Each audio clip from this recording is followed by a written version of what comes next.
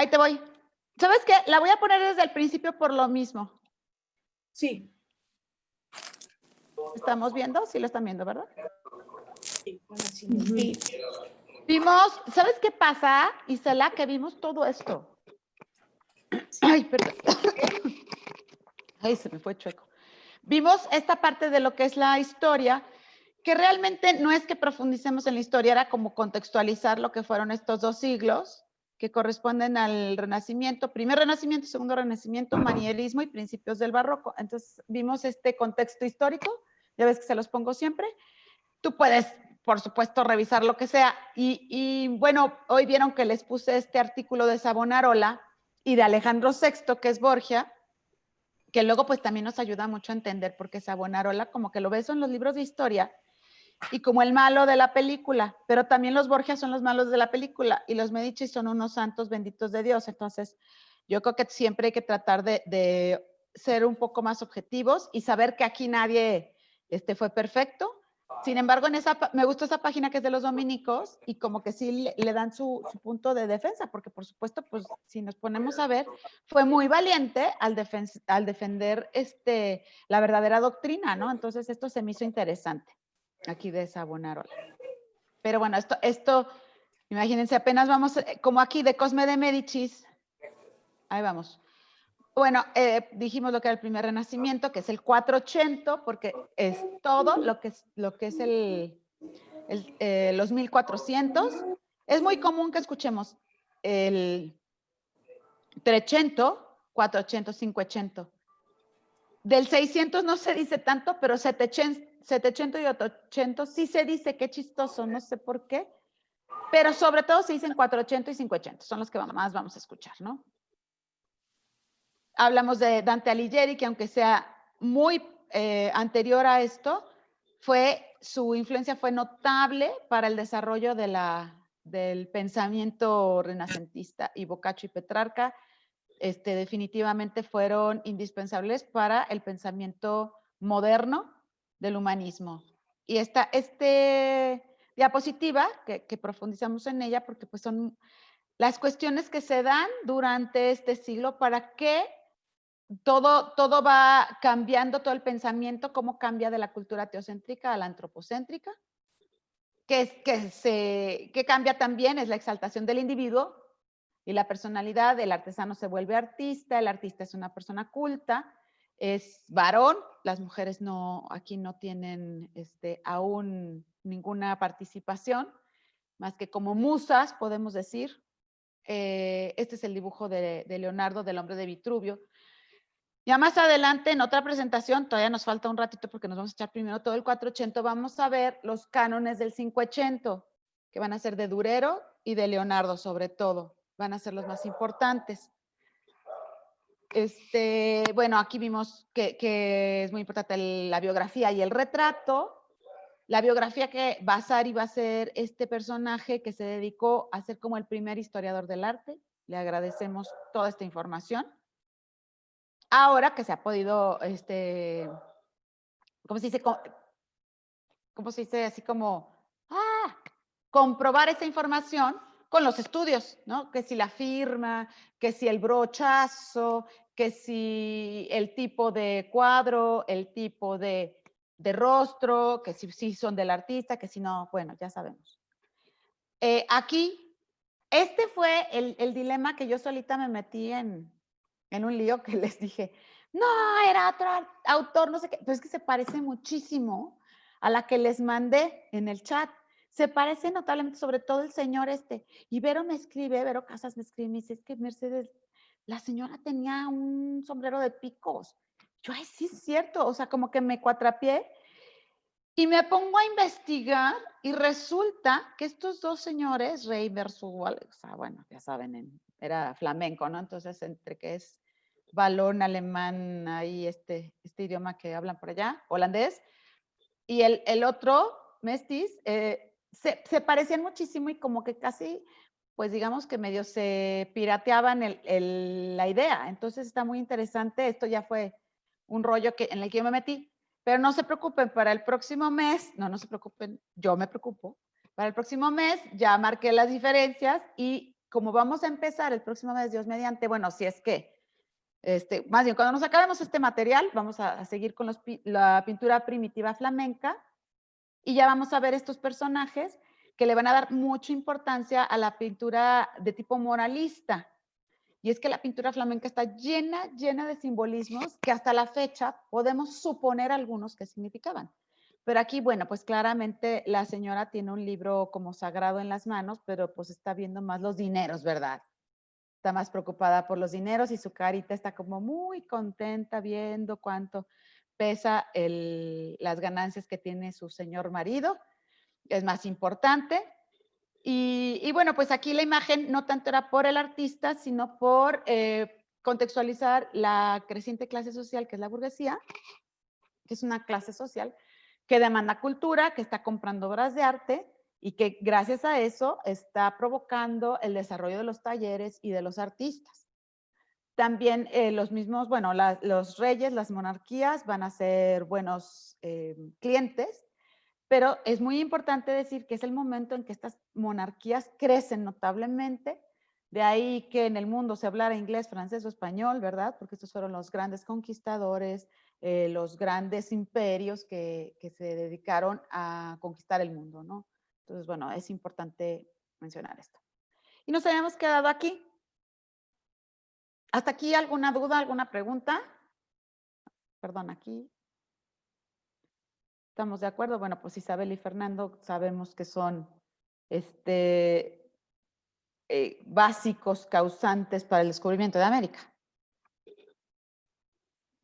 Bueno, como parte importante del Renacimiento hay que entender, es justo la caída del Imperio Bizantino que estudiamos con tanto cariño y con tanto gusto los 11 siglos de este imperio en enero, pues sabemos que cayó en 1453. Pero ¿qué pasó con todos estos eruditos, filósofos, pensadores del Imperio Bizantino, incluso artistas?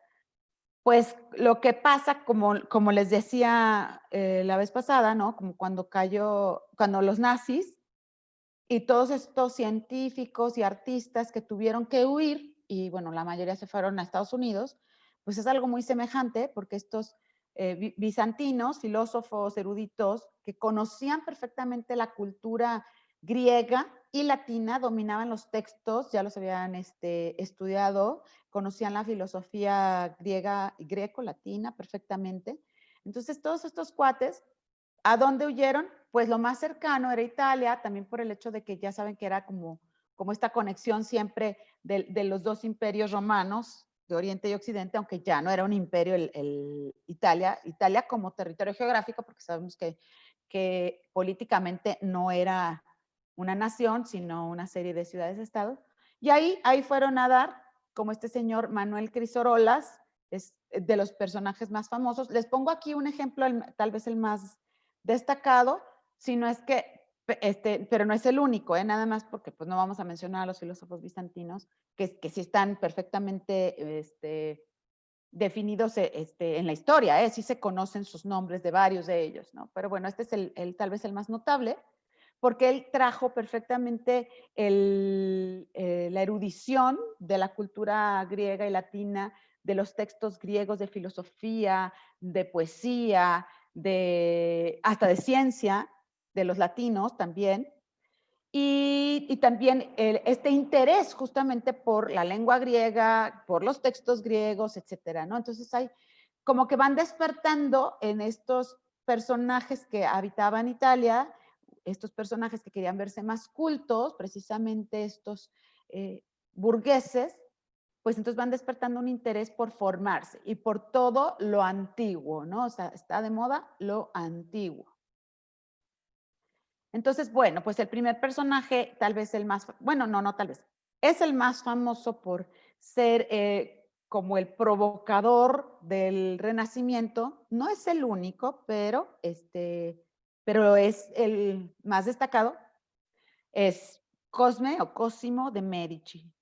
Él nació en Florencia, su papá banquero, ya habíamos dicho que ya la banca iba desde el Trecento, va adquiriendo la banca como un nivel cada vez más importante, ya no es simplemente el señor que se sentaba en su banquito a cambiar monedas, ya es un personaje que presta dinero y que cobra intereses y que puede prestar dinero incluso al Papa, que sabemos que el que le prestaba dinero al Papa, eso significaba poder, porque no necesariamente se lo iban a pagar, sino que más bien era como comprar poder. Si alguien vio la serie esta de los Medici, la serie que hicieron los de la BBC, la verdad yo me la esperaba más orientada al arte y creo que estaba más orientada como a las cuestiones políticas y pasionales. Está relativamente buena, no sé qué opinas, Isela, porque veo que tú sí la viste. Se me hizo bien. Ahí está, Jazmín ya llegó también, qué bueno, y Adri y Vero Ramírez. Bueno, a mí se me hizo bien, la verdad es que yo quería como que hablaran mucho más de arte, me esperaba más, pero bueno, para eso hay mejores documentales. Entonces, bueno, los banqueros se van convirtiendo en la clase social más, sí, la clase social más poderosa. Y es lo que les decía desde la vez pasada de la oligarquía. Dice Jazmín. Sí, pero le faltó más de historia y arte. Sí, definitivamente, Jazmín. A mí esa serie se me hizo bien, pero sí se quedó corta. Como que le hicieron más novela y menos, pues sí, menos documentada. Me hubiera gustado a mí más, pero bueno, esos son mis gustos personales.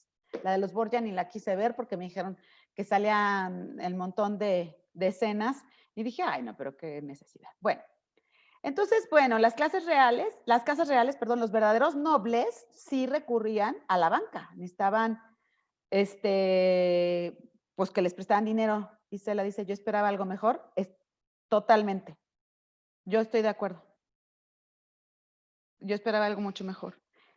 Y bueno, las casas reales recurren a ellos porque ya tienen tal nivel económico, tal poder, que ya ellos pueden prestar el dinero a las casas reales, entonces eso los convierte en muy poderosos y entonces la ciudad de Florencia, entre otras, desarrolla un sistema político que se llama oligarquía. Ya lo comentaba la clase pasada, que es este sistema en el que los empresarios, vamos a decirlo en términos actuales, son los que gobiernan y deciden el destino de una ciudad y la justicia y demás.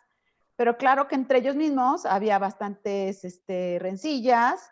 Aquí tengo las familias más importantes eran Strozzi, Bardi Peruzzi y Medici. Y pues ellos tenían sus rencillas, entonces ya se tiraban unos a los otros, pero los Medici sí fueron los más poderosos. Fue una dinastía poderosa y a ellos pertenecerán los más famosos gobernantes. Porque, pues, Perdón que te interrumpa, Mercedes. claro, Entonces, un mecenazgo era como un agiotista en realidad. perdón, no, Ajá, tienes razón. Estoy a ver, revolviendo dos términos. Por ajá, un lado es la oligarquía. ajá, El oligarca es cuando los como empresarios burgueses, que en ese tiempo son los burgueses, se van ujú, convirtiendo en la gente más poderosa que gobierna. Es ujú, un gobierno de los, puede ser, o de los nobles, pero sobre todo de los burgueses y empresarios. ujú, Y el mecenas, y aquí ujú, viene, esto es importante, qué bueno que me hiciste la aclaración. El mecenazgo es cuando una persona de suficiente poder adquisitivo y sobre todo poder político-social puede mantener artistas y ser su patrocinador. La palabra que usaríamos actualmente pues sería más la de patrocinador, ¿no? Entonces, el mecenazgo puede ser de varios tipos o los tienen viviendo con ellos, como le pasó. Leonardo vivió con los Sforza en Milán, vivió en Francia también, no me acuerdo en qué corte fue, que también vivió. Claro que no lo aguantaban mucho tiempo. Por ejemplo, Caravaggio también. Varios de estos artistas vivían en el palacio. Velázquez tenía taller en el palacio, Velázquez en España tenía su taller en el palacio, podía pintar ahí y entrar y salir como se le diera la gana. Digamos que sí es un patronazgo, ¿no? Los tienen ahí, los mantienen. En otros casos es estarles encargando obra, no viven con ellos, pero el hecho de que les estén comprando obra es la forma de ser mecenas. Porque, por ejemplo, yo puedo ser un cliente, puedo llegar y comprar algo, pero el mecenas es alguien, y bueno, quisiera hacer una comparación con todo el respeto que me merece, porque es mucho. El señor Roberto Plasencia aquí en León, que desarrolló tantas opciones culturales para la ciudad, por ejemplo, el Teatro del Bicentenario, el que tiene ahí su colección del canon griego, etcétera, pues es una forma de mecenazgo. No sé si me explico, que patrocinen coros, que patrocinen artistas, que los estén apoyando y eso. Digamos que sin esperar recibir nada a cambio, porque lo que quieren es la promoción de la cultura. Eso es un mecenas. El término viene de la antigua Roma, que había el primer caso documentado de un señor burgués noble que estuvo pagándole a los artistas para que hicieran arte, independientemente, digo, porque la verdad es que yo soy medio sacatona, porque pues, tal vez mi presupuesto es limitado, entonces si yo compro una obra de arte, la verdad es que sí me gusta verla ya terminada, no sé ustedes, pero yo así como que, no sé, prefiero verla y ya digo si me gustó o no. Pero el mecenas es mucho más entregado y ¿qué dice? Me gustaría tener una última cena. Entonces, la hace el artista y el mecenas la va a pagar. No sé si con esto queda un poquito más claro la diferencia entre oligarca y mecenazgo. En este Muchas caso, gracias. Quedó muy claro. Sí, muchas gracias. con gusto, Alicia. Y en este caso, son los mismos. Los oligarcas son mecenas, porque están ejerciendo el poder político como oligarcas y el mecenazgo porque están patrocinando artistas. Y benditos sean, la verdad, porque gracias a ellos, digo, ya sé que como muchos gobiernos no fueron justos, pero para el desarrollo del arte fueron extraordinarios, porque imagínense, gracias a que ellos, la iglesia, durante todo este tiempo que hemos estado estudiando, pues ha sido el gran mecenas, ¿no? O la gran mecenas, porque vamos a ponerlo en términos más claros, los clérigos, o incluso en los conventos, las monjas, pues son los que estaban pagándoles a los artistas para que les hicieran obras de arte. Entonces, el mecenazgo es algo muy importante que se desarrolla en el 480 porque antes de esta época era muy raro que hubiera mecenas más que pues los nobles y muy ricos, los reyes y la iglesia. Y ahora no, ahora ya tenemos muchas familias burguesas que quieren demostrarles a los demás que sí tienen nivel. Digo, actualmente a lo mejor, se los voy a decir diferente, ¿no? Pero a lo mejor ahorita los ricos nuevos pues se compran Gucci y el coche último modelo, la camioneta Land Rover super no sé qué, y bueno, pues eso es con lo que demuestran que sí pertenecen. No sé si me explico. Y antes, gracias a Dios, era el arte. Entonces eso fue muy bueno para el resto de la humanidad por el resto de los siglos, porque gracias a ellos pues tenemos el Renacimiento. Oye, Mercedes, Mande. oye, por ejemplo, como que todos los Medici son muy famosos como mecenas, Ajá, claro. pero dentro de los oligarcas, ¿quiénes son ellos? Que son Sí. también mecenas, pero no se Pero son conocen. gobernantes. Son Son estos, mira. gobernantes. Strozzi, Bardi Peruzzi, Medici son de los oligarcas. Sí, bueno, eso sí se entiende en la serie de los Medici. Ahí ves cómo se reúnen en la Plaza de la Señoría estos señores. Es como si en este estado que vivimos actualmente, los de la Cámara del Comercio y de la Industria de la Transformación, vamos a decir así, se juntaran y ellos decidieran cuáles son las reglas de la ciudad, cómo hay que arreglar la ciudad, que sea el arco de la calzada. Lo voy a poner en términos actuales, eso nos puede ayudar un poco como a comprender. ¿Cómo vamos a arreglar el arco de la calzada? Si va a haber procesión o no va a haber procesión. ¿Quién va a dictar justicia? Porque había juicios y ahí estaban todos estos señores ricachones que tenían sus bancos y su chamba también, pero iban ahí porque les encantaba disponer de la justicia y había disque cierta democracia porque se ponían de acuerdo o no se ponían de acuerdo y discutían y veían quién era el que tenía la última palabra y muchas veces se supone que había como un moderador que iba diciendo quién debería de hablar y quién debería de tener la última palabra, pero muchas veces se inclinaba la balanza hacia alguna de estas familias, particularmente a los Medici, porque ya su poder económico era enorme. Y tú sabes que poder económico significa poder político. Ajá, Ciertamente. pero los Medici fueron increíbles mecenas, pues. Y No a la entran en vez, la oligarquía no entran ellos, ¿o sí? sí, claro, porque son gobernantes, oligarquía es gobernante, Ajá. gobernantes de una clase burguesa. Diferencia entre oligarquía y monarquía. La monarquía es un rey, ¿sí? Un rey. Y la oligarquía, oligarca quiere decir el que es o noble o empresario que gobierna. Entonces, a la vez que son gobernantes, Ok. son también mecenas, porque ellos, como son tan ricos, disponen tiempo y dinero y ganas de demostrar a todos los demás que ellos son súper cultos, entonces promueven las artes. Y el primero en hacerlo mucho más claramente fue Cosme de Medici. ¿Y cómo lo hizo? Bueno, por supuesto, mandándose obras de arte, pero funda la famosa Academia Platónica.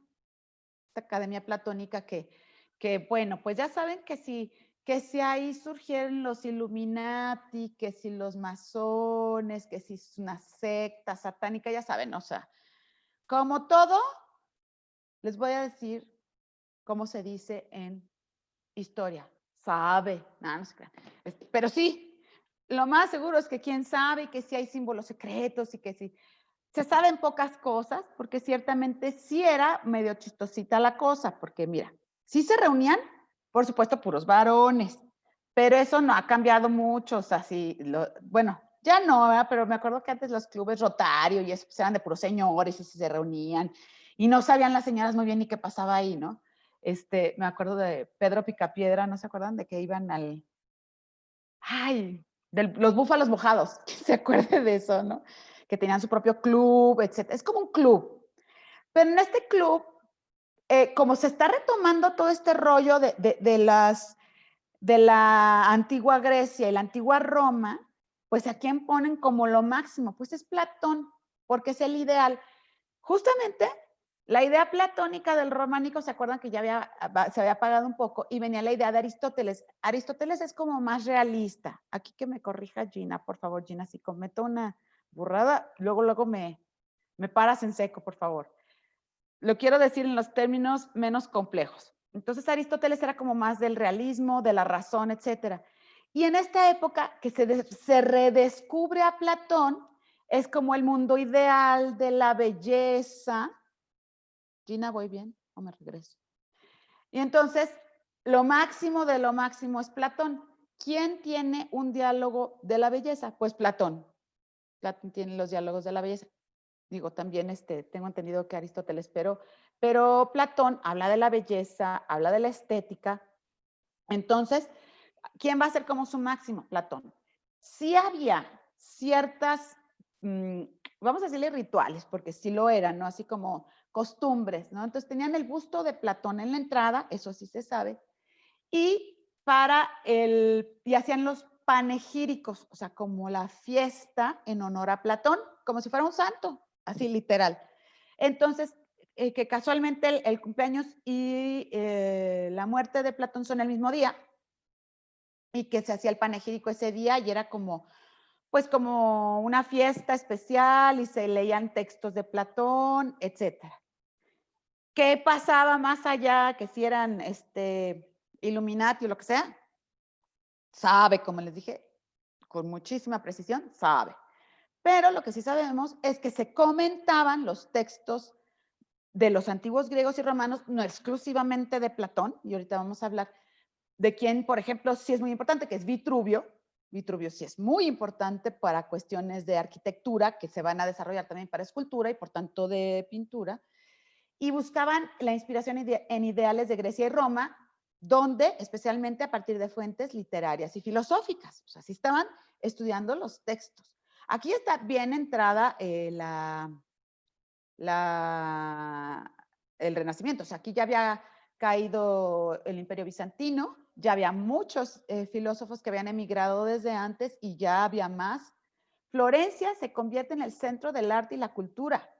Entonces, muchos se dejaban ir a Florencia, ¿no? Era como, pues, vamos, por ejemplo, para la moda, ¿no? O sea, la Semana de la Moda hay en París, hay en Londres, pero la de Milán sabemos que es la Semana de la Moda en Milán. Entonces, si alguien quiere de veras tener un nombre en el diseño de moda, pues tiene que estar en Milán. Entonces, aquí era algo semejante, ¿no? O sea, si tú querías más o menos estar inmerso en el mundo de la cultura, pues te ibas a Florencia. Y el 480, su centro va a ser Florencia. Ya veremos que en el 580 Roma va a tener más importancia. No deja de ser Florencia, pero Roma va a adquirir más importancia y también Venecia y otras ciudades aledañas, Milán también. Pero en el 480, Florencia es el punto neurálgico del desarrollo del arte.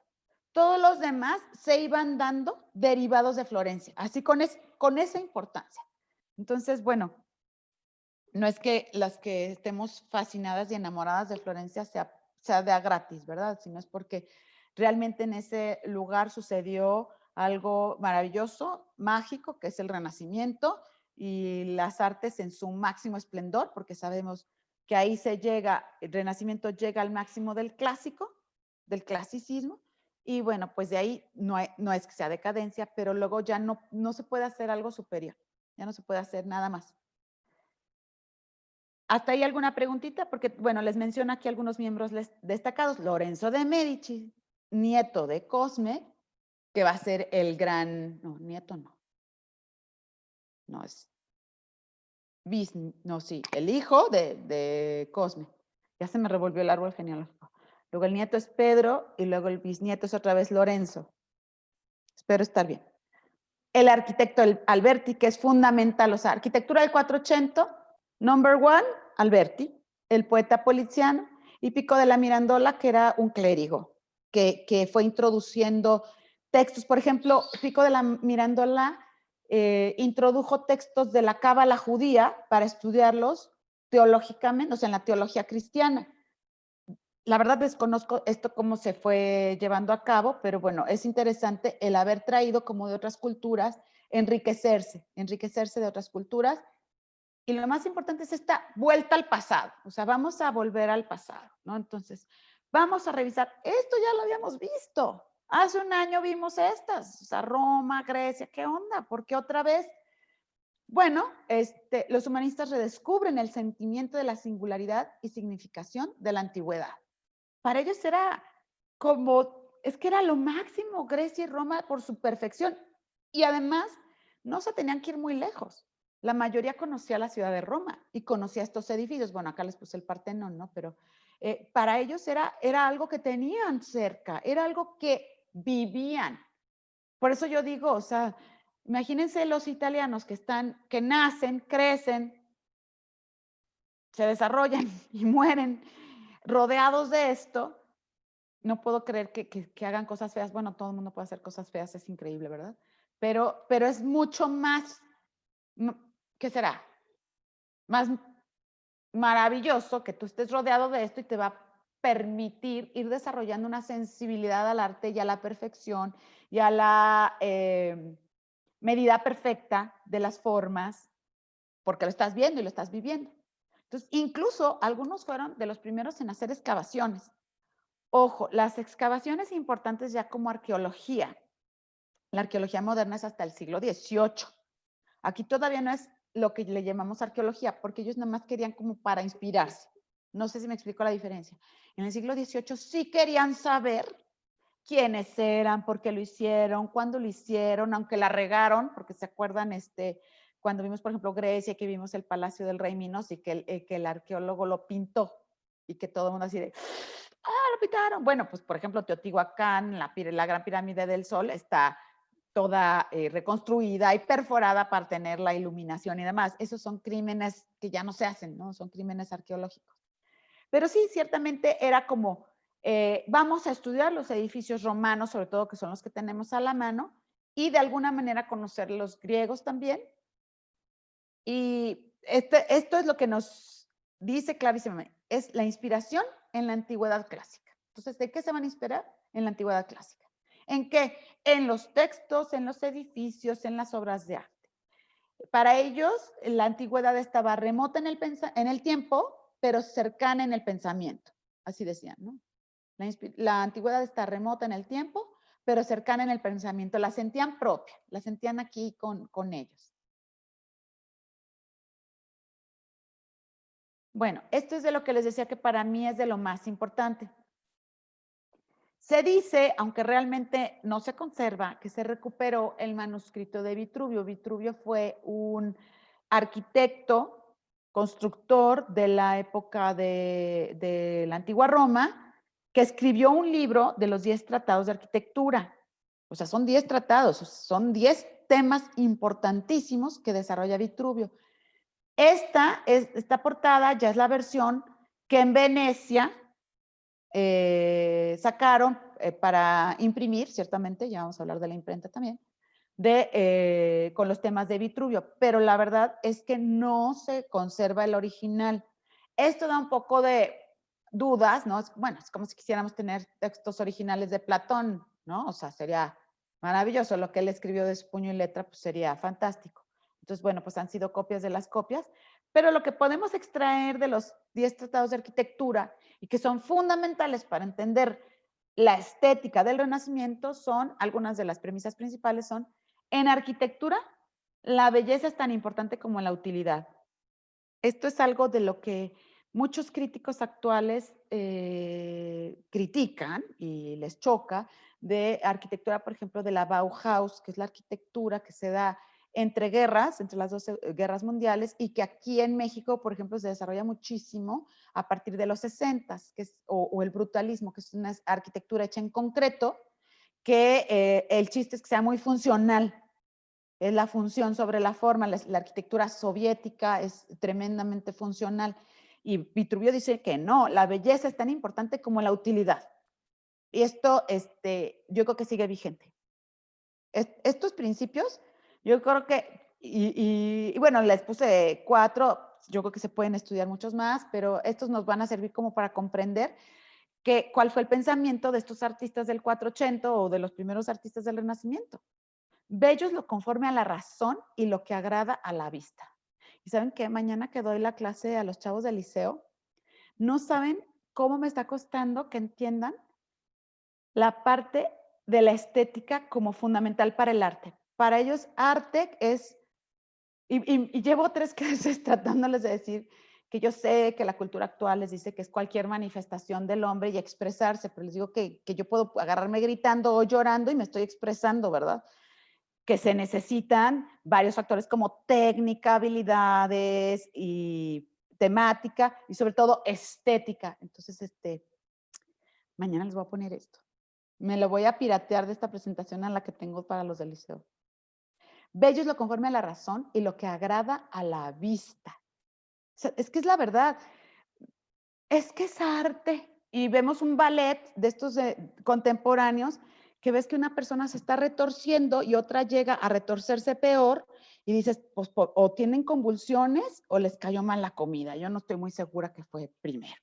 Entonces, ¿por qué no? O sea, es que hasta la tristeza puede agradar a la vista, ¿estamos de acuerdo? Hasta el enojo, el terror puede ser agradable a la vista, no sé si me explico, en un sentido estético.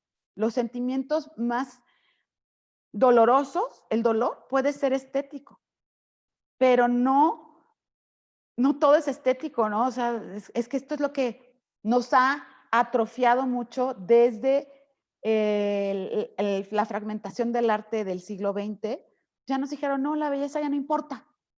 Y aquí, eso o sea, en el 1400 retoman a Vitruvio. Vitruvio lo dijo, creo que siglo I. O sea, esto no puede pasar de moda porque esto está aquí, está en el chip humano, no está en un escrito porque a este señor se le ocurrió, sino porque es a través de filosofía, de estar intuyendo, de estar preguntándose y descubrir. Claro, bello es lo que es conforme a la razón.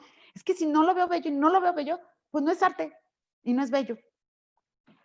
La simetría y las buenas proporciones tienen como punto referencial al hombre bien constituido. O sea, bueno, el que está así medio gachito, pues no. Sin embargo, ya vamos a ver, por ejemplo, este Durero, porque vimos el canon griego, ¿se acuerdan? Precioso, 7 cabezas, y luego se cambió a 8 cabezas, y eran hombres súper atléticos, pero con un cuerpazo y facciones perfectas y todo.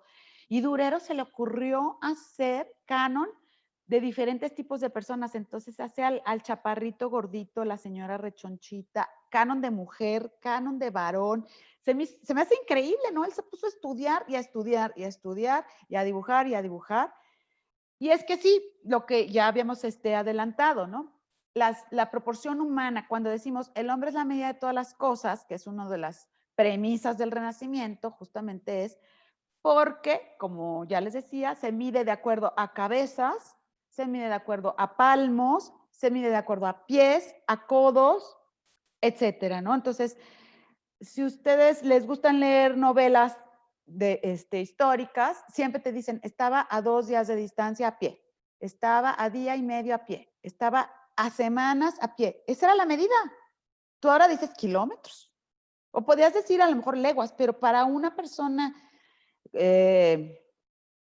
cero burguesa, cero preparada, pues era cuántos días a pie, ¿verdad? Eso era lo que me importaba. Esa era las medidas humanas, eso era lo que importaba, lo cual le da mucha proporción. Esto nos causaría como también un buen debate, ¿no? O sea, que si el sistema métrico decimal, que es lo que alegan los que siguen usando las medidas inglesas, es que pierden esta parte de la medida humana. A mí me parece muy práctico el sistema métrico decimal, honestamente, pero qué inteligencia del hombre de estar midiendo a partir de medidas humanas, del cuerpo humano, porque de ahí parte todo. El Partenón estaba construido con medidas humanas y esto lo observan, lo siguieron haciendo, pero en el Renacimiento lo estudian. Hay una diferencia entre hacer las cosas empíricamente porque estás acostumbrado por la experiencia, por costumbre, porque así te lo enseñaron, a que en esta época, ya lo hemos dicho, es mucha observación y observación de la naturaleza y observación de lo que se había hecho antes. Entonces, esto les da, claro, si el Partenón está construido con medidas humanas, nosotros tenemos que construir con medidas humanas, pero muy conscientemente, muy científicamente. Y bueno, hay que considerar 2 aspectos de belleza, la relacionada con los aspectos de forma, o sea, su forma es importante, y la belleza derivada de la función y la utilidad. Esto es un poco el pensamiento socrático, ¿no? Lo que es bueno es bello y lo que es bello es verdadero. ¿Voy bien? ¿Alguien se acuerda? Lo que es bueno es bello y lo que es bello es verdadero. ¿Algo así va? ¿Me corriges, Ginita, si voy mal? Pero es importante, o sea, si funciona y sirve, es bello. Actualmente, ¿cuántas cosas tenemos que ni sirven, ni funcionan, ni son bonitas y nomás contaminan? Es pura gastadera y contaminación para el pobre planeta. Hasta aquí de los 10 tratados de arquitectura, bueno, las premisas de la obra de Vitruvio. Me interesa mucho que tengamos muy claro que esto es fundamental para lo que viene más adelante, que es el desarrollo ya de la arquitectura, de la escultura y de la pintura. Siempre pongo la pintura al último. Será, ya sea porque es mi favorita y me encanta que sea la pintura lo último, pero realmente es porque generalmente la pintura se va derivando de la arquitectura y de la escultura, como que es así lo último en ese orden. ¿Alguna preguntita? Híjole, me encanta esto. Otra fuente para investigar el pasado, y ya lo empezarán a usar los del Renacimiento, me encanta, es la numismática. No sé si ya habíamos usado esta palabra antes, en algún momento se las dije viendo algunas de las civilizaciones antiguas, que vimos algunas monedas, no recuerdo si les había dicho la palabra. Ya ven que hay gente que es coleccionista de monedas y hay museos en Europa y creo que aquí en el de Chapultepec, no me acuerdo, que tienen colecciones padrísimas de monedas y las monedas te dicen muchísimo. Es que es increíble la información que te proporciona una moneda antigua. El Museo de Toluca. En Toluca tenemos el más grande de numismática. ¿A poco? Sí, está muy padre. Pura numismática. Y ahí hay mismo óleo y están, bueno, cerquitas pues uno de otro. Está el de óleo que también es de los más grandes de México y muy padre. Mira qué buen dato me acabas de dar. Yo no sabía, yo estaba pensando que cuál sería, o sea, pensando en En México, ¿cuál sería el más importante de numismática? Yo dije, pues es el de Chapultepec, que es el Museo de Historia Nacional. No sabía que teníamos uno de numismática. En minería, ¿qué hay? No me acuerdo qué es la colección del Palacio de Minería. De piedras en minería. ¿Aquí en Guanajuato dices tú? ¿O en dónde? No, perdón, en la Ciudad de México, el Palacio de Minería. Ah, no sé. Porque el MUNAL tiene una colección de pinturas maravillosa, la más increíble de México, bueno, para mí la más bonita, la más rica y privilegiada, está en el MUNAL, Museo Nacional. Dice Isela, lo que es bello es bueno y lo que es bueno no tardará en ser bello. Ah, Safo de Lesbos. Que bueno, ya ves que ahora a Safo de Lesbos la traen de bandera a las del LGBT. Y lo que es bueno no tardará en ser bello. Pues sí, y dicen que Sócrates decía, lo que es bueno es bello. Y dicen que Sócrates era feo como la fregada, pero muy bueno. Yo creo que pues su alma era muy bella, ¿verdad? Podría ser. Y bueno, pues aquí les dejo unos modelitos de monedas, que si gustan aquí abajo traigo el dato de cuál es cada una. Este es el Coliseo, ¿eh? Como pueden ver. Esta de aquí de oro es el Coliseo romano. Entonces, bueno, obviamente el Coliseo sí lo conocían, pero saber que tenía estatuas ahí, pues aquí están. Aquí están las estatuas. Aparte, recuerden que las monedas tienen tamaños, pues como, qué tonta, ¿verdad? Pues como monedas. O sea, pues de 10 pesos, pónganle o así. Y el trabajo que se hace en una moneda es padrísimo. Este es Constantino, by the way. Este señor de aquí.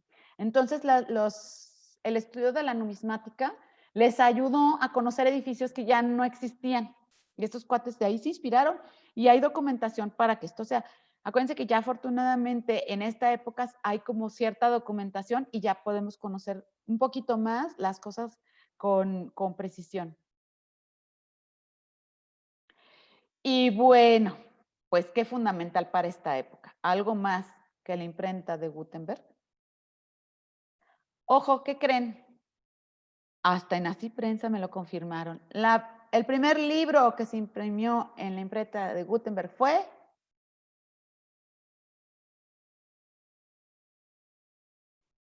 ¿La Biblia o qué? ¿qué crees? Que ese es el que creemos. Y ahorita te digo por qué. Ajá. Porque fue el primer libro masivo. Se hicieron 200 ejemplares de la Biblia. Ah, Pero el ok. primer libro fue un misal. Ah, ok. Sí, qué bueno, porque también yo estaba, bueno, pero convencida, Alicia, yo como tú. ¿La Biblia? ¿La Biblia? Pues claro, porque pues hubo 200 Biblias de Gutenberg. Y de ese misal se conservan solamente tres piezas actualmente, que están en museos, por supuesto. O sea, incunables de incunables, ¿no? O sea, las 3 primeras piezas de la imprenta de Gutenberg. Este señor, que era orfebre, desarrolló esta máquina, estamos hablando de una máquina, a partir de la prensa de uvas. Y como ven, o sea, lo que hace son los caracteres móviles. Los chinos ya imprimían, creo que sí lo platiqué, ¿verdad? La vez pasada, que les decía que hacían tablas de madera y ahí, ¿cómo se dice? Bueno, no se dice esculpir, bueno, grababan todo el texto, pero cada placa era todo un texto. Entonces, imagínense, pues eran de a placa por hoja. La gran innovación y lo que lo hace más práctico es los caracteres móviles. O sea, entonces son los pedacitos, cada cuadrito es una letra y eso lo puedes acomodar. Entonces reusas los caracteres, cada uno, los reusas pues varias veces y nada más que hay que acomodar la hoja, ¿no? Y pues hasta cuántos siglos después se sigue usando el mismo método. Cada vez más mecanizado, pero el principio es el mismo. Un tornillo, prensa, es una prensa, de ahí la palabra prensa, porque lo que fue muy popular eran los periódicos, ¿no? Entonces era la prensa, de ahí viene esto. Se esparcía la tinta con estos, pues aquí le ponen la palabra tampones, pues son como cojinetes para esparcir la tinta. Una caja donde están acomodadas los tipos y una piedra y vámonos. ¡Pum! Se apachurra y con el papel y vámonos, la siguiente hoja y así sucesivamente. Esta hoja que les pongo aquí es una muestra de una gramática latina, una ars minor para aprendizaje del idioma latín, que escribió Elius Donatus, quizás hacia 1452, de lo primerito que se fue imprimiendo, pero lo primero fue un misal. Oye, Mercedes, perdón, pero en esta época ya era permitido que todas las personas leyeran la Biblia. No, claro que no. ¿Verdad que? Aparte, recuerda, Cristi, que el porcentaje de gente con analfabeta era pues la gran mayoría. Claro. Entonces, sí, realmente. Lo que pasa es que vamos a ver que esto va a tener, es un arma de dos filos, porque los escribas, los monjes que hacían el miniado, los copistas, pues se van a ir quedando sin chamba, literalmente porque van a empezar a meter libros impresos. O sea, ¿para qué gastas dinero en copistas, en mantenerlos tiempo? Y esta gente pues se va a quedar sin chamba. Y muchos de estos miniaturistas, ¿qué crees? Varios de ellos que van a ser pues, monjes, van a ser artistas del Renacimiento, como Fra Angelico. Él era copista y pues se fue quedando sin chamba. Por cierto, está abierto su proceso de canonización, de Fra Angelico. Ya llegaremos a él. Ay, no me quiero adelantar. Oye, también era interesante que ya los libros trajeron copias verdaderamente fieles, porque antes cada escribano transcribía como la entendía. Entonces Como podía. no era tan fiel lo que estaban pasando, Sí. ¿verdad? Sobre todo las traducciones. Las traducciones, sí. Eso, por un lado las traducciones, por otro lado la letra, que ayudó mucho que en el Renacimiento carolingio, o sea, en la época de Carlomagno, cuando se unifica la letra, la tipografía a la minúscula carolina, fue un súper avance, porque ya entonces empezaron a entender y además introdujeron puntos y comas. El latín no tiene puntos ni comas. Entonces, pues, dicen que, por ejemplo, el libro que tengo de confesiones de San Agustín, obviamente no está en latín, obviamente, pero el traductor dice que, o sea, ese se supone que es una buena edición porque el traductor tradujo del original de San Agustín, pero sin puntos ni comas. Y bueno, es que ahora Isabel, mi hija, en la carrera, llevó 2 semestres de latín y decía, mamá, es que es horrible porque como no sabes dónde empieza y dónde acaba la oración, pues entonces puedes pensar que esto pertenece a la idea de acá o a la idea de acá, ciertamente. Entonces, sí, ayudó porque pues había varios, aunque hubiera una unificación en la tipografía, de todas maneras, cada quien tiene su letra. Y luego, pues, aunque sean muy, muy artistas, pues habrá quien la tiene más feíta, ¿no? Otro de los problemas graves que había es que como no tenían tanto material, no había papel, los pergaminos eran de pieles, entonces el papiro era carísimo. Entonces ellos ponían todos los temas pegados, imagínate, sin punto y sin coma, cambiaban de tema y usaban todo, es como usar todos los papelitos, todo lo que tenemos, porque tenemos tan poquito que hay que usarlo todo. Entonces se va a rendir.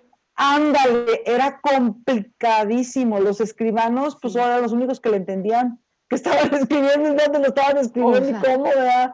O sea, sí, era muy complicado. Y lujosísimo. Ajá. Lujosísimo, porque estás pagando pergamino, estás pagando unas encuadernaciones maravillosas, preciosas, duras, de cuero, con metales, con piedras preciosas, con broches, más todo el trabajo manual del escribano, más el miniado, más el orlado alrededor del margen, etcétera, lo que vimos del gótico, de cómo decoraban, etcétera. Pues era un súper lujo. Entonces, tener los nobles que tenían su libro de oraciones, su salterio famoso, que son los salmos y esto, su libro de oraciones era así como, o sea, como la gente que tiene, no sé, una imagen de la Virgen de quién sabe cuántos miles de pesos, porque puede darse ese lujo. Pues era un lujo tener un libro de estos, efectivamente. Y sí, ciertamente, a través de la ruta de la seda, poco a poco se fue introduciendo el papel y el desarrollo del papel. Y esto va a ser importantísimo para el desarrollo del libro. Sin papel, pues no sale. Pero fue mucho después, porque el papiro, el pergamino fue el segundo después pero fue porque el faraón dijo, no quieren hacer lo que yo diga, no me quieren dar todos los escritos a mí. Entonces no les voy a mandar papiro. Y Pérgamo, o la ciudad de Pérgamo, inventó el pergamino, o sea, y después de eso ya se introdujo el papel, pero aún así el papel era poquititito, o sea, Sí, porque no sabían es toda hacerlo. una historia muy padre, sí. Sí, cómo van a ir desarrollando también la técnica del papel, que es necesaria, porque sí era, y era la vitela también, muchos de los textos más antiguos son de vitela, que es esta piel de animal, de ternera, nonato, o sea, que lo sacaban del vientre de la vaca para que fuera una piel súper tierna, lo cual también me parece bastante cruel, pero bueno, whatever lo que era en su momento, porque era muy suavecita y se podía hacer muy delgadita, la famosa vitela. Sí, es todo un desarrollo, la época de la imprenta, lo que permite la masificación de los libros y que se pueda desarrollar la cultura. Esto no es gratis a que precisamente se venga el cisma de la iglesia en Occidente, o sea, todo no es coincidencia, vamos, esto va dando pie porque entonces ya más gente empieza a leer y entonces más gente empieza a cuestionar y entonces empieza a llegar a más gente, tiene más gente acceso a esto. Es interesante, las cosas todas son importantes, digo, no todo es importante, mentira. Hay cosas que son determinantes en la historia, como la imprenta de Gutenberg. Y aquí lo tenemos, ¿no? O sea, precisamente por eso lo pongo en la tabla cronológica, porque pues tenemos que entender que cambió definitivamente la cultura del libro. Definitivamente. Y se empezó a abrir a más gente.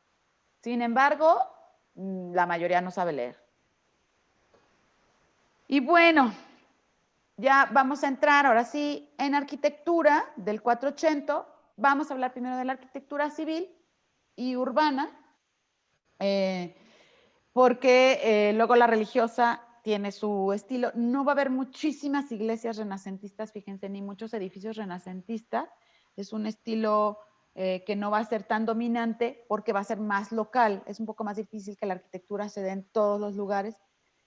Y luego el barroco va a ser muy, muy fuerte. Entonces, después del gótico, que había sido una gran fiebre constructiva, el Renacimiento no va a ser tanta, va a ser mucho más, sobre todo en Italia y poco en el resto de Europa.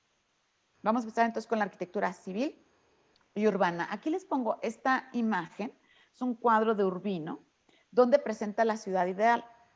Debido a estos estudios de la arquitectura griega y romana y de los tratados de Vitruvio y demás, como que ellos empiezan a idealizar la arquitectura, ¿no? Bueno, se tiene que hacer todo perfecto, la ciudad perfecta, la vivienda perfecta, la iglesia perfecta. Entonces, pues en teoría, no hombre, están miles de estudios. Alberti escribió, Michelozzi escribió, Urbino escribió y tenía este plan.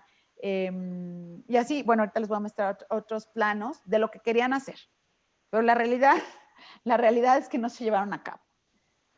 Está padre como ver la parte de, es que esto es el ideal. No es lo mismo pintar un cuadro que construir una ciudad, ¿no? Entonces puedo pintar el cuadro ideal, puedo a lo mejor hacer la escultura ideal, puedo hacer un edificio ideal, pero no puedo hacer una ciudad ideal, está cañón, ¿no? No es como la ciudad de Brasilia en Brasil, que fue diseñada para ser la capital. Por ejemplo, en Argelia hay una ciudad, no recuerdo cómo se llama, diseñada por Le Corbusier y la ciudad está planeada con sus calles, etcétera. Está padrísimo, ¿no? Está padrísimo, pero la verdad es que la ciudad es un ente vivo y en constante movimiento, entonces es imposible tener una ciudad ideal. Luego vemos estas películas a lo mejor futuristas, donde todos viven así muy ordenadamente y como en estructuras muy, muy geométricas, etcétera.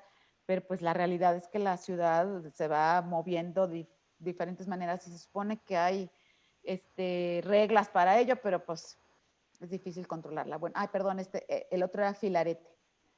Filarete en su Tratado de Arquitectura de 1464 ponía la ciudad ideal como una estrella inscrita en un círculo en el que se fijan las aristas, llevan al centro de la ciudad, donde estaba, por supuesto, la iglesia, la plaza, etcétera,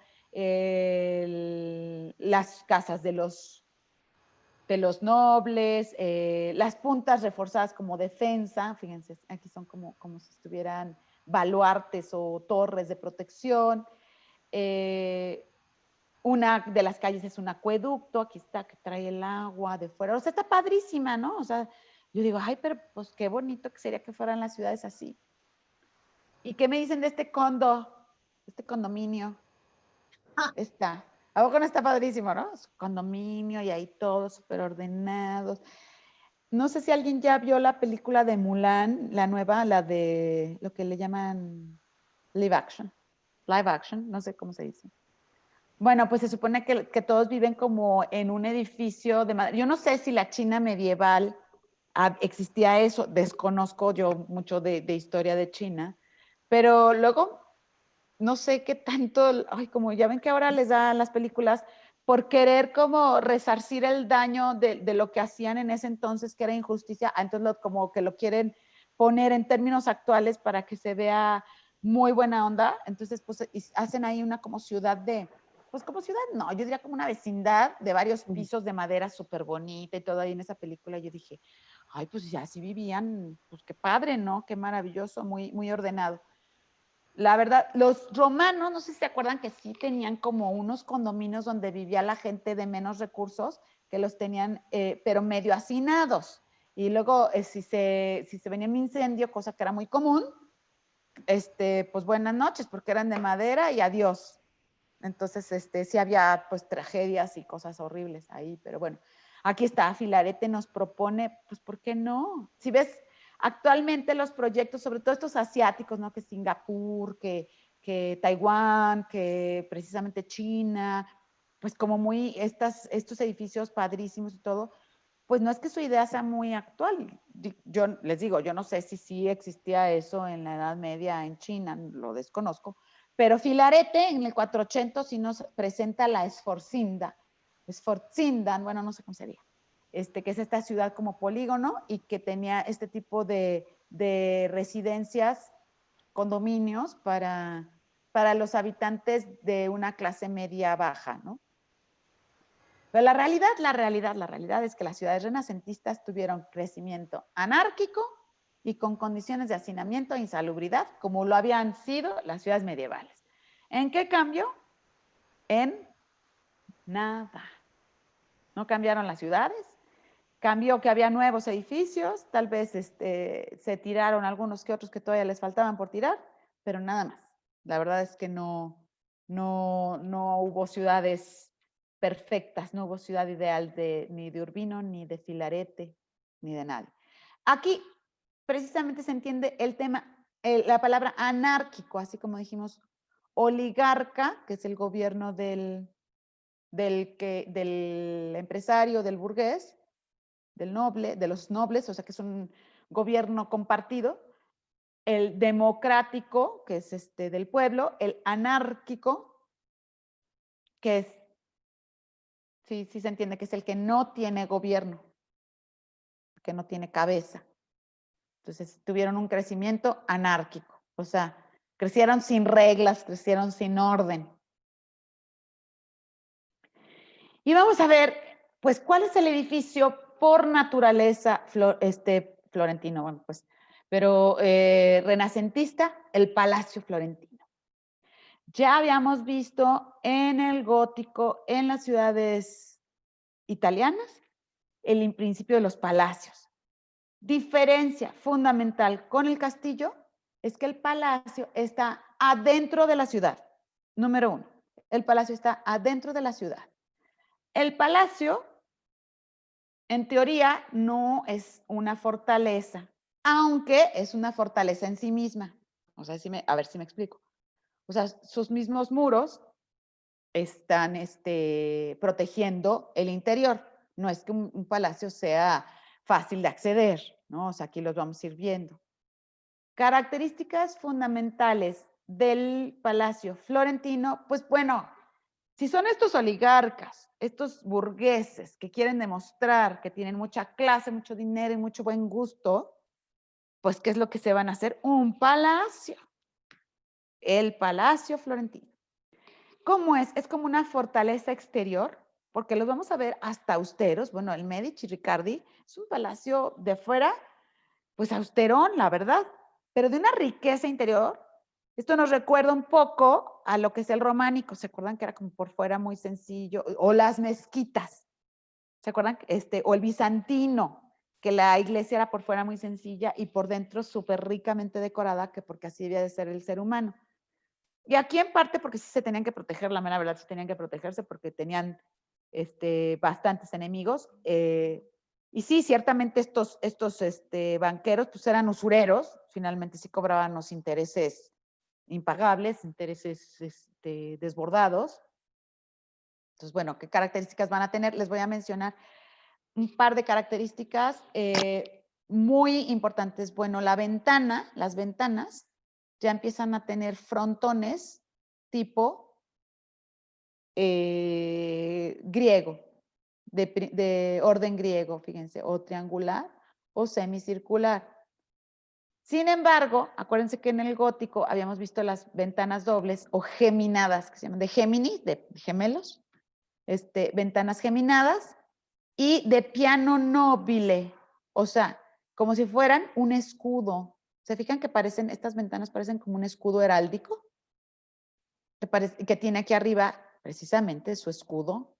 Entonces toda ella parece como una imagen de la nobleza con la que se identifica esa familia, de la nobleza.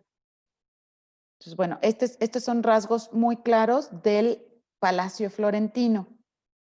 No vamos a tener muchísimos palacios, vamos a ver unos cuantos, pero no crean que hicieron muchísimos, pues es que la verdad hacerte un palacio no es para cualquiera, ¿no?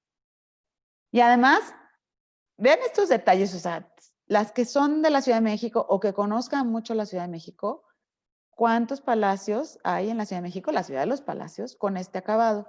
Esto se llama almohadillado. Este acabado, que te ponemos como los ladrillos, se llama almohadillado. El almohadillado tenemos de dos tipos, básicamente, que es inglete, que es se fijan que está como facetado en las esquinas, tiene como facetas, está como recortado, o como biselado, no sé si cuál de las palabras les quede claro, pero sí ven que ahí se nota el ángulo. O rústico, que está nada más como un poco labrado de alguna manera para suavizar, pero indicando que cada pieza es un ladrillo diferente. Un ladrillo no, un sillar, esta es la palabra, porque es una pieza más grande que un ladrillo, si se fijan. Y que puede ser piedra, puede ser piedra como cantera, precisamente. ¿Hasta ahí alguna pregunta? Para que identifiquemos. Acuérdense que a mí me gusta mucho que a través de ciertos rasgos podamos identificar cuando lleguemos a una ciudad, que esperemos que no falte mucho y que Dios nos permita viajar, no solo como libro de familia, como nuestra Ceci, que no sé si ya se desconectó por ahí, que Dios nos permita viajar otra vez y que podamos ver estos edificios, o también en la Ciudad de México y decir, qué casualidad, en el virreinato estuvieron construyendo palacios, porque hay muchísimos palacios, no por nada le dicen la ciudad de los palacios, cuando andas caminando alrededor del Zócalo, desde que vas por el Hemiciclo a Juárez, desde la Alameda, ves varios palacios, pero muchos palacios, y ves este tipo de acabados. Y si tú piensas en un banco de Nueva York, de esos que asaltan en las películas, siempre son así, ¿a poco no? Siempre tienen este tipo de almohadillado. Es que este tipo de trabajo se pone muy, muy de moda en el romanticismo. Creo ver un balcón por fuera. ¿Dónde, Jazmín, dónde ves un balcón por fuera? ¿Aquí? Sí, claro. En la Claro, anterior, sí. nunca había Así visto es. en las imágenes que tenías antes algún balcón. Está muy delgadito, pero no sé Claro, si se hace. fíjate que no sé, porque no estaban marcados en los planos, si esto haya sido un añadido de épocas posteriores. Esto ya lo veo yo más neoclásico, como del siglo XVIII. Es posible que haya sido un añadido. Lo desconozco. Habría que ver, porque sí se abren las ventanas, pero el balconcito, gracias por la observación, buen punto, habrá que investigar. Mercedes, también como que en la colonia Juárez y en la colonia Roma hay muchas casas como estas, tipo del Palacio Florentino. Así es, mi querida Cristi, y muchas, sobre todo las casas del virreinato, porque también en la Roma y en en la zona rosa, en la En las otra, rosas, sí, claro. hay de estos y hay muchos Art Nouveau.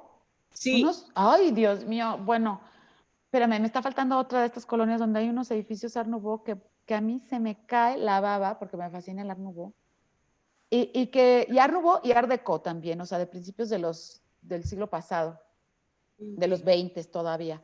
Muy bonitos palacios.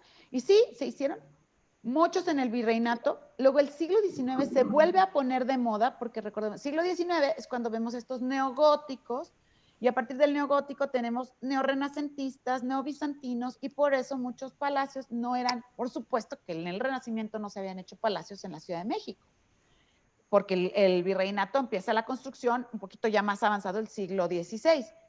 Pero sí se hicieron palacios así, y luego en el siglo XIX mucha gente rica, pudiente de la Ciudad de México se pudo hacer palacios así, claro, y y los había hicieron estilo renacentista. En la delegación Álvaro Obregón, Mercedes. En todo eso de Álvaro Obregón hay también todo este tipo de construcciones.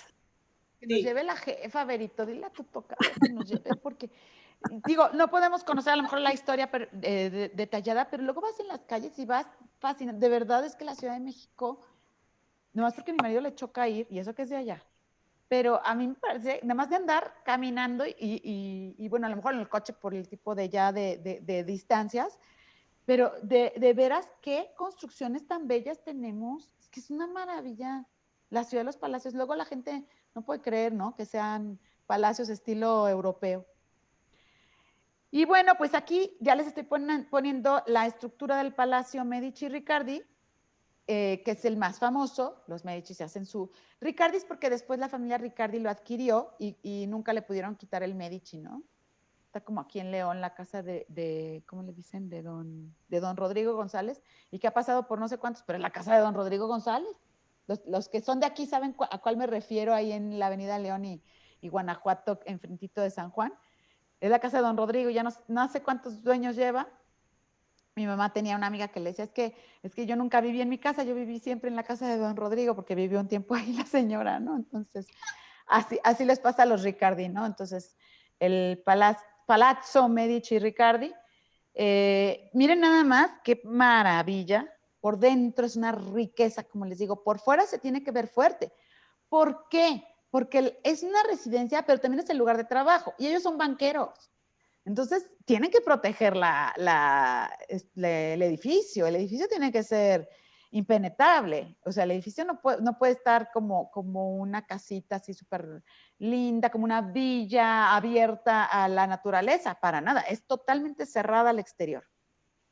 Lo que vemos es una tendencia al cubo. Precisamente estamos, después de aquel gótico maravilloso, aquí lo que se vuelve es a las formas básicas, entonces al cubo. Y un espacio vacío interior, que es el patio. Nada diferente de una casa mexicana que era la Domus Romana. La Domus Romana, la casa del sur de España, la casa mexicana, la casa o el palacio florentino, pues tiene un patio al centro para que toda la actividad del aire y demás se dé en el centro de la casa, en el patio. Y alrededor está esta que es la loggia, estos pórticos que son la lonja o la loggia en italiano, que podían estar también por fuera. Miren, aquí en el dibujo, en el esquema del palacio, vemos que la loggia también está por fuera, por una simple y sencilla razón. Eran tan poderosos que estas familias que se hacían su propio palacio podían poner estos pórticos para tener el mercado ahí, el mercado que ellos querían controlar.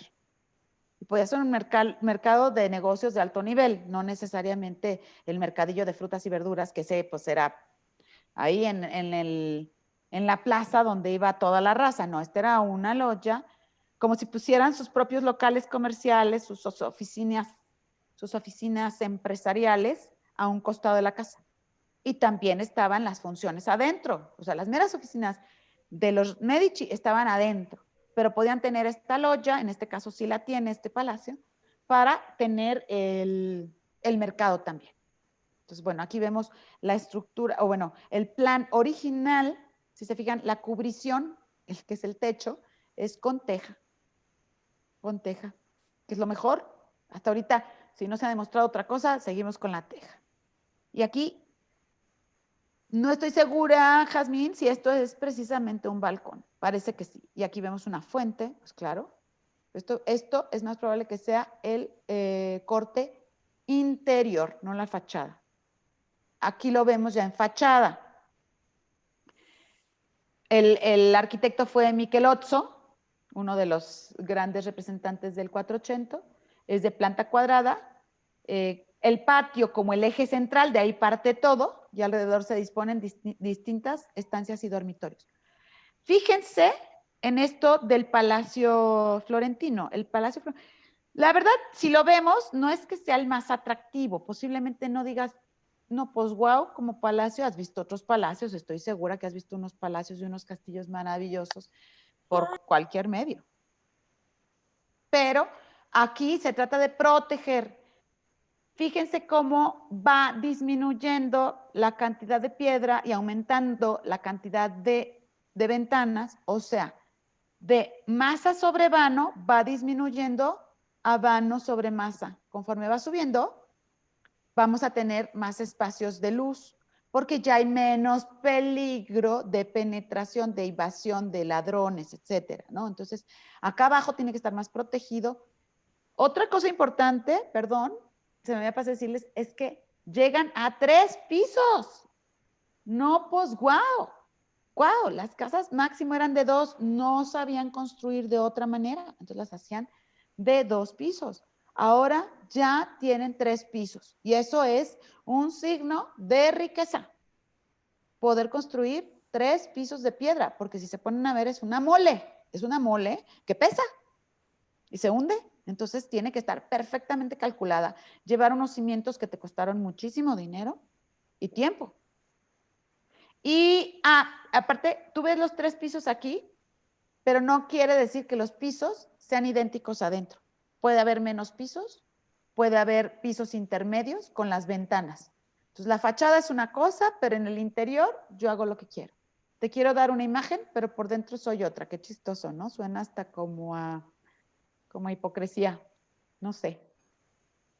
Pero es interesante conocer este dato.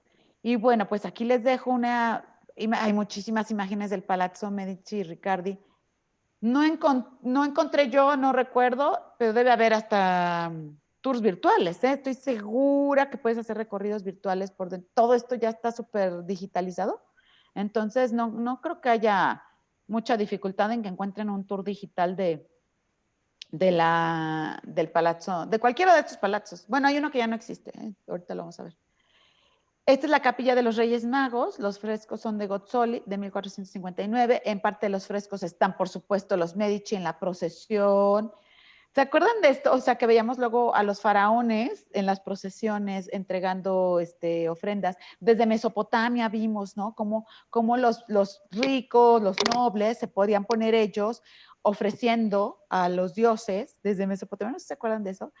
Y ya habíamos visto con los bizantinos a Justiniano poniéndose ahí, entregando una ofrenda, y entonces ahora los mecenas no se pueden quedar atrás. Y estamos hablando del humanismo, donde el hombre es protagonista.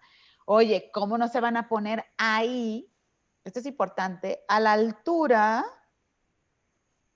misma altura de los personajes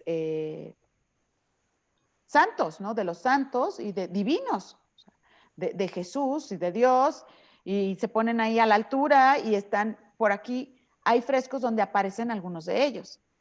Esto es le llamaron en su momento una profanación, ¿no? ¿Cómo te atreves a ponerte tú, Cosme de Medici, cómo te atreves a ponerte del mismo tamaño que la Virgen María? ¿Quién te crees? Y esto es parte del Renacimiento, de aparecer del mismo tamaño.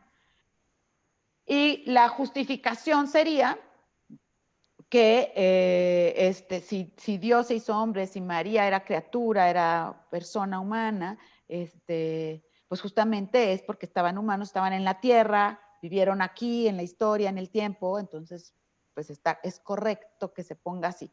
Es una explicación, más allá de lo que pudiera ser la cuestión teológica. Actualmente estamos acostumbrados a verlos, pero en su momento fue un shock. Sí se imaginan, ¿no? Como que fue un super shock. Bueno, ya no sé si pasar a Palazzo Pitti, porque estamos a menos de 5 minutos de terminar, o hasta ahorita, para que retomemos en Palacios, si hay alguna pregunta. ¿Alguien tiene alguna duda, pregunta, comentario? Los Palacios, bueno, aquí les doy una revista. Si alguien conoce Palazzo Pitti, es que es fascinante. Luego lo ves por acá y no es tan atractivo, pero por el lado de atrás, desde la colina de Boboli con sus jardines decorados, es que es precioso.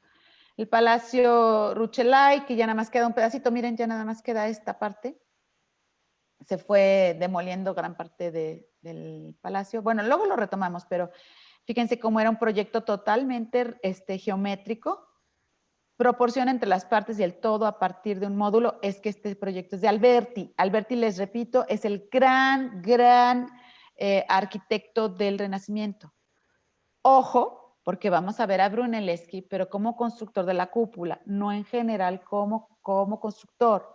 Alberti era el gran proyectista, así como, no sé, ahorita, si tú quisieras mandarle a hacer un proyecto a alguien, se lo mandarías a hacer a Sordo Madaleno, ¿no? Así como, bueno, pues ya me quiero hacer la mejor casa del mundo, Sordo Madaleno, aquí en México, ¿no? Ah, bueno, aquí está. Pues sí me regreso tantito para terminar ya los palacios que traigo por ahí, que son los 3 más famosos, más grandes. Palazzo Pitti es más grande, ¿eh? La familia Pitti. Lo que pasa es que el Palazzo Pitti está del otro lado del Arno, del río. Entonces tú cruzas Ponte Vecchio, que vienes de la Plaza de la Señoría, Galería Uffizi, cruzas Ponte Vecchio y poquito más para allá, tienes que avanzar un poquito más, ahí está el Palazzo Pitti. Digamos que ellos ya no tuvieron lugar en la mera Florencia Central, pero bueno, nomás échenle con esa vista. No, bueno. Aparte, fíjense qué proyecto, porque el piso inferior está acá abajo. De hecho, actualmente son 3 museos en el Palazzo Pitti. Cada piso es un museo diferente. De hecho, pagas o la entrada a los 3 o solo a una o tal. No sé si se acuerdan cuando veíamos lo de las bolas de marfil, las bolas estas que hacen de marfil. Aquí en Palazzo Pitti tienen una colección maravillosa de bolas de marfil, que se acuerdan que era que por generaciones iban puliendo una bola dentro de otra bola, dentro de otra bola de marfil. Como eso que tienes tú ahí. No me acuerdo en qué... ¿No es el nacimiento? No. Mandé. Ay, también se llevaron tu cuerno. Mandé, Ceci y Liz. No, No, nada. no. No. No, Como a es los que niños. yo Sí. Yo tenía. estaba yo viendo de una figura que Liz tenía aquí, que era así labrado el marfil. Sí, yo tenía. ¿Y no la encuentra? No. No, Liz, ahora la encuentras, porque esas cosas son muy valiosas. Sí, solo que no sé si alguien de mis hermanos se la llevó. Chales, Gina, ¿eh? Oye, Gina. Ay, sí, yo bien cizañosa. Oigan, bueno, Palazzo Pitti, se fijan cómo conforme va subiendo, va teniendo un poquito de más ventanas, se acercan más las ventanas para que entre más luz, pero abajo más protegido.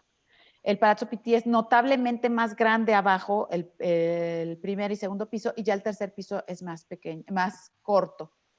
Aquí, además, tiene orden clásico ascendente, tiene dórico, jónico y corintio por el lado interior de las columnas. Usa pilastras, entablamentos, estos son los entablamentos, estos. Ponerles el frontón. Y va subiendo, ¿no? Hay un equilibrio entre líneas horizontales y verticales, porque luego vemos esa masa muy pesada, pero como se extiende horizontalmente, ya no sentimos que se nos viene encima. Esto es intencional. Es para que no sintamos, o sea, si viéramos esto con muchos pisos hacia arriba, diríamos, oh my God, o sea, esto se me viene, esto es muy pesado. Entonces, es un equilibrio visual entre líneas horizontales y verticales. Lo inició Brunelleschi, ahora sí, pero fue ampliado por Amanati. O sea, el tamaño original era 1 y pues luego les dieron ganas de crecerlo. La familia Pitti muy acomodada y eran dueños de toda la colina de Bóboli. Y los jardines de Bóboli es también todo un tour. O sea, si van a ir a Florencia, ojalá, y si ya fueron, vuelvan. Así.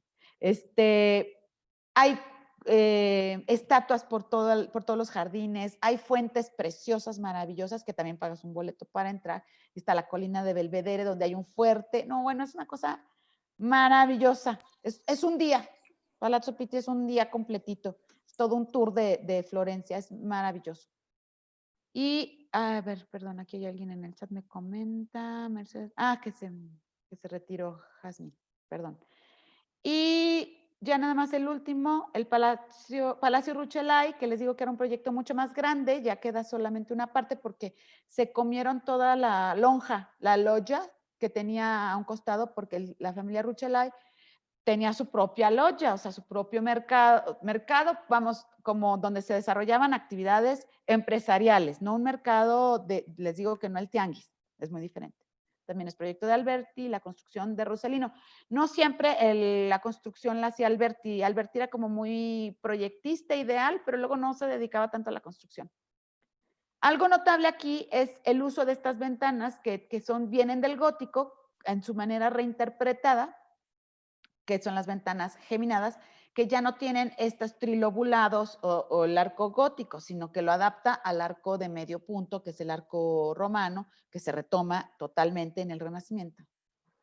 Y utilizando el orden clásico, ¿no? Aquí lo que viene es la columna plana, ¿se fijan?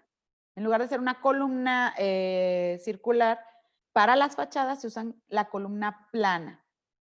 Esto es una reinterpretación del estilo romano y griego.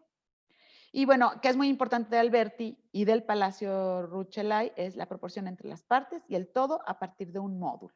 Entonces vamos empezando por un cuadro y fíjense, se van multiplicando los cuadros. Y así, chicas, ahí le dejamos en lo que fue la arquitectura civil. No vimos muchos edificios, solo 3 palacios, pero con esto se comprende notablemente la arquitectura. No hay muchísimos edificios, pero pues están estos que son los más destacados. Y ¿alguna pregunta hasta aquí? O dejo de, si son 7 en punto, dejo de compartir para que me hagan comentarios, lo que necesiten. ¿Dijiste algo de dórico, jónico y corintio en el Palacio Pitti, en las ventanas o dónde? Aquí. No, en el Palacio Pitti, sí. No, esto es todo lo interior. ¿Cómo van? Lo que pasa es que aquí no sé, no lo tengo, fíjate. Porque por dentro sí se ve cómo van en ascendente dórico, jónico, corintio. O sea, como esta parte histórica del dórico, que es más sencillo, va abajo. Luego el jónico, que comprende un poco de más elaboración, y el corintio, que es con las hojas de acanto y demás, va hasta arriba en un orden ascendente, como más decorado, más elevado, más estético. Pero eso se ve dentro. Por dentro aquí más, porque aquí no se nota tanto.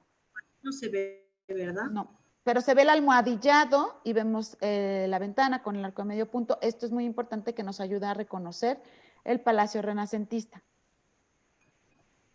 Ok. Gracias. Con gusto, mi Cristi. ¿Alguna otra cosa, chicas?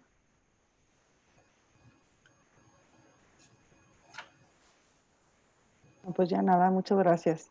Estuvo muy padre. Ay, qué bueno que les gustó. Seguimos. Yo creo que de Renacimiento, estoy viendo que el material nos va a rendir porque en hora y media, y bueno, preparé de una vez todo el 580, pues